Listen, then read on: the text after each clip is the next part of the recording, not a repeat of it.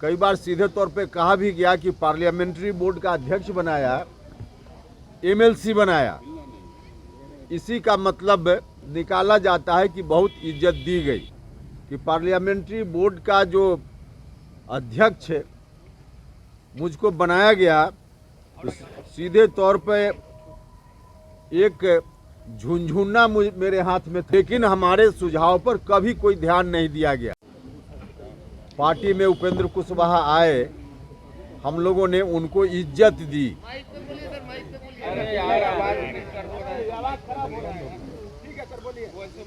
मुख्यमंत्री जी ने कहा कि पार्टी में आए उपेंद्र कुशवाहा, हम लोगों ने उनको इज्जत दी। और दूसरा कहा कि उपेंद्र कुशवाहा से हम बहुत स्नेह करते हैं।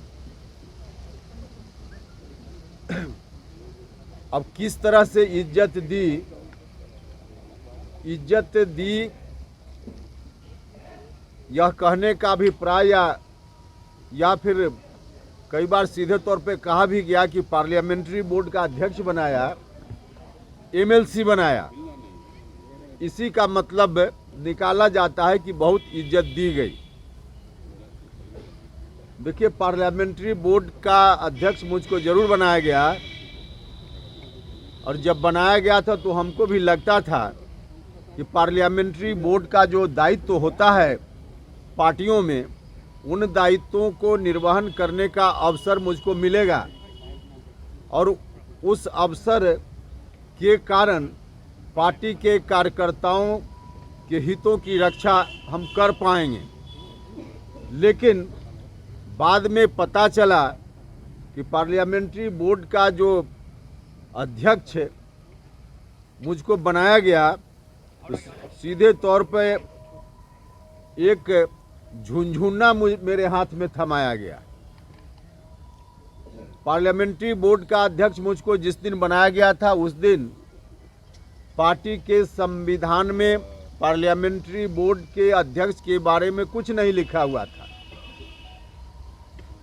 बाद में संशोधन जरूर हुआ संविधान में, और उस संशोधन के हिसाब से उसमें यह बात लिखी गई कि पार्टी के राष्ट्रीय अध्यक्ष संसदीय बोर्ड के अध्यक्ष एवं सदस्यों का मनोनयन करेंगे। राष्ट्रीय अध्यक्ष मनोनीत करेंगे पार्लियामेंट्री बोर्ड के अध्यक्ष को भी और पार्लियामेंट्री बोर्ड के सदस्यों को भी। अब पार्लियामेंट्री बोर्ड का अध्यक्ष राष्ट्रीय अध्यक्ष मनोनीत करेंगे, यह बात तो समझ में आती है, लेकिन पार्लियामेंट्री बोर्ड के सदस्यों के मनोनयन का भी कोई अधिकार पार्लियामेंट्री बोर्ड के अध्यक्ष को नहीं रहेगा। यह बात पार्टी के संविधान में संशोधन के बाद भी यही स्थिति है। कई मौके आए जहां पार्लियामेंट्री बोर्ड की भूमिका हो सकती थी, लेकिन पार्लियामेंट्री बोर्ड के अध्यक्ष रहने के बावजूद कभी पार्टी की ओर से मुझको बुलाकर पूछा तक नहीं गया कि इसमें किसको उम्मीदवार बनाया जाए या नहीं बनाया जाए। हाँ, हमने खुद कई बार सुझाव अपनी ओर से जरूर जाकर दिया, माननीय मुख्यमंत्री जी को भी और राष्ट्रीय अध्यक्ष जी को भी, लेकिन हमारे सुझाव पर कभी कोई ध्यान नहीं दिया गया। हमको बुलाकर सुझाव लेने की बात तो दूर रही, जो हमने सुझाव दिया उस पर भी कभी पार्टी ने ध्यान नहीं दिया। और सुझाव देने के क्रम में सिर्फ एक चीज हम चर्चा करेंगे। हमसे जुड़े रहने के लिए हमारे YouTube चैनल को सब्सक्राइब करें और नई वीडियो की नोटिफिकेशन के लिए बेल आइकॉन को दबाएं।